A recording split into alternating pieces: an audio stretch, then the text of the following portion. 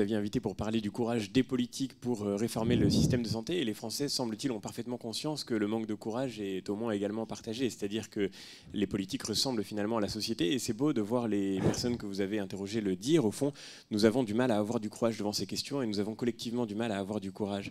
Je crois que ce qui est très frappant, c'est que nous vivons dans une société où nous vivons deux expériences qui semblent totalement contradictoires, deux sentiments totalement contradictoires, l'impression que tout change à toute vitesse, on en a beaucoup parlé ce matin évidemment, et en même temps l'impression que rien ne change et que rien ne peut changer et qu'on n'arrive jamais à changer.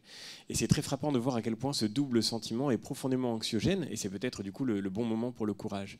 Alors en vous écoutant ce matin, Cynthia Fleury est beaucoup plus spécialiste que moi de cette belle question du courage, mais quelques réflexions me venaient. D'abord, pourquoi parler de courage dans le rapport à la question de la santé ? Bien d'abord parce qu'on ne parle de courage que quand on a un rapport à la mort. Le courage est d'abord engagé dans le rapport à la mort et c'est par dérivation, pourrait-on dire, que de ce rapport à la mort viennent toutes les autres formes de courage.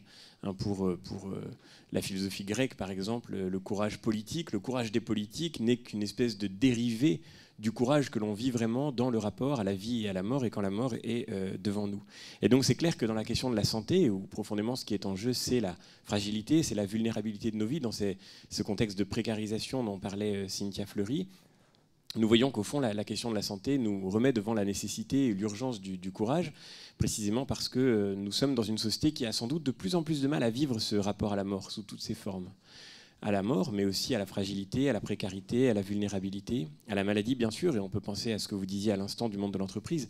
On vit dans une société de la performance, de la rentabilité, qui veut toujours plus, toujours mieux.